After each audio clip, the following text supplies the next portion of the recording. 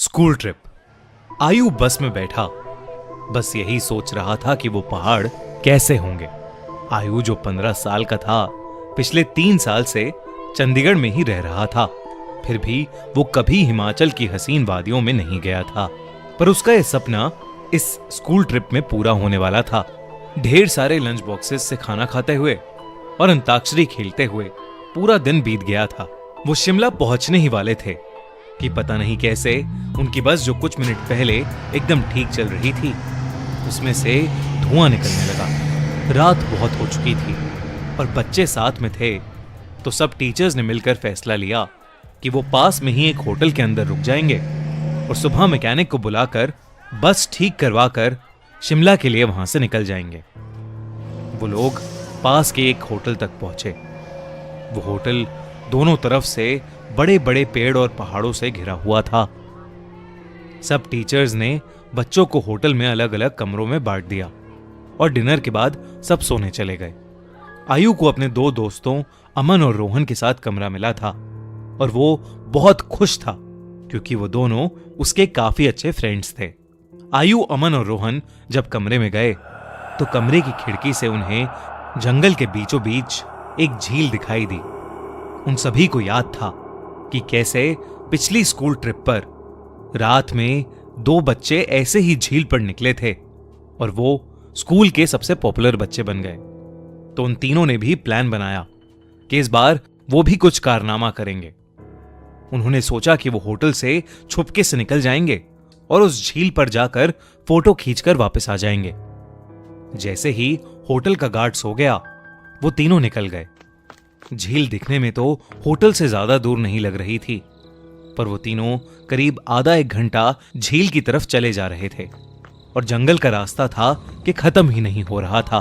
ठंड बहुत ज्यादा बढ़ चुकी थी और उस सुनसान जंगल में उन तीनों की ठंड के मारे हालत खराब हो रही थी। उन्होंने अपना फोन चेक किया तो उसमें सिग्नल नहीं था।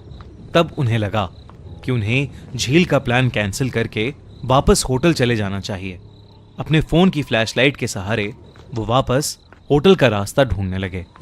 रास्ता ढूंढते ढूंढते अमन और आयु, जो रोहन के थोड़ा आगे चल रहे थे, जब पीछे मुड़े तो उन्होंने देखा कि रोहन वहां था ही नहीं। तभी उन्हें अपने पास में से किसी के भागने की आवाज आई। वो बहुत घबरा गए, पर क्योंकि वो रोहन को अकेला नहीं छोड़ सकते थे तो उन्होंने उस कदमों की आवाज का पीछा किया।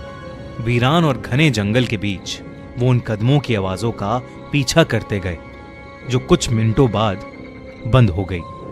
रोहन उनको अभी तक नहीं दिखा था और अमन और आयु अब बहुत ज्यादा डरने लगे थे। लेकिन तभी उन्हें ऐसी आवाज आई कि मानो कोई जमीन खोद रहा था।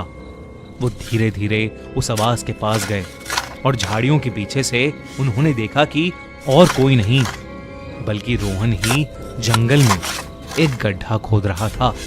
उन्होंने डर के मारे रोहन को पुकारा। रोहन उनकी तरफ मुड़ा और उन्हें गुस्से से भरी आंखों से देखने लगा। उसकी आंखें एकदम काली पड़ चुकी थीं, जैसे किसी ने उसके अंदर से आंखें ही निकाल ली हों। अमन रोहन के पास गया और उसने रोहन के कंधे पर हाथ रख के उससे पूछा कि उसे क्या हुआ है। लेकिन रोहन के कंधे पर हाथ रखते ही रोहन अमन के ऊपर चिल्ला उठा और रोहन ने उसे एक बहुत तेज धक्का दिया। अमन काफी दूर जाकर गिरा। रोहन के अंदर कोई अजीब सी शक्ति आ चुकी थी। आयु भागा भागा अमन के पास गया। रोहन अब आयु की तरफ आगे बढ़ने लगा, पर जैसे ही वो आयु के पास आया, रोहन को अजीब से दौरे पड़ने लगे और वो बेहोश हो गया। आयु उसको होश में लाने की कोशिश करने लगा और जैसे ही रोहन होश में आया, उसने अमन की तरफ देखा और जोर जोर से चिल्लाते हुए कहने लगा, वो अमन के अंदर है। तभी आयु ने देखा तो अमन सर झुकाए नीचे बैठा था। उसने अचानक से अपना सर उठाया और उसकी आंखें भी बिल्कुल काली पड़ी थीं। इससे पहले आयु और रोहन कुछ कर पाते, अमन, जो कुछ देर पहले तक चोटिल था, वो उठकर जंगल के अंदर भागने लगा। रोहन और आयु ने उसका पीछा किया और फोन की फ्लैशलाइट में देखा कि अमन एक खंडर की तरफ भाग रहा था। करीब जाकर उन्हें दिखा कि वो खंडर दरअसल में एक बहुत पुराना घर था, जिसे देखकर ऐसा लग रहा था कि वहां सालों से किसी इंसान ने कदम भी नहीं रखा था। दोनों बहुत ही डरे हुए थे और उनकी आगे जाने की हिम्मत नहीं हो रही थी। पर अमन को बचाने के लिए आयु और रोहन उस खंडर में घुस गए। ऊपर के एक फ्लोर से उन्हें एक आवाज आ रही थी। वो उस आवाज के पास पहुंचे तो जो उन्होंने देखा उस पर उन्हें विश्वास ही नहीं हुआ। उन्होंने देखा कि अमन बेहोशी की हालत में हवा में लटका हुआ था और एक बूढ़ी औरत उससे बात कर रही थी। उस औरत का चेहरा बहुत भयानक था। उसकी आंखें एकदम काली थीं। खाल लटकी हुई और बिखरे हुए सफेद बाल उसे और डरावना बना रहे थे। वो दोनों उस औरत को देखते ही वहां से बाहर भागे। वो औरत भी उनके पीछे पीछे आने लगी। आयु और रोहन जल्दी से सीढ़ियों से नीचे उतरे और उस खंडर के घर के दरवाजे तक पहुंचे। उन्होंने जब मुड़कर एक बार पीछे देखा तो वो बूढ़ी औरत किसी कीड़े की तरह रेंगती हुई सीढ़ियों से उतर रही थी और उनके पास ही आ रही थी।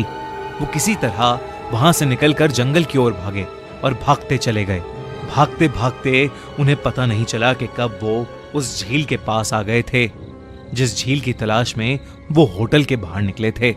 रोहन और आयु दोनों भागते भागते उस झील के अंदर गिर पड़े और डूबने लगे।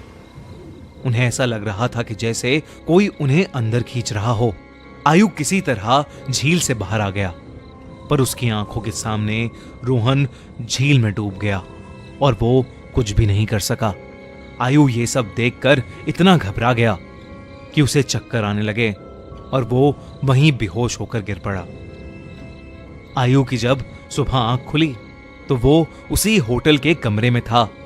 वो भागकर बाहर गया तो बाहर पुलिस की बहुत सी टीम्स थीं और जमीन पर सफेद चद्दर में लिपटी हुई रोहन और अमन की लाश पड़ी थी।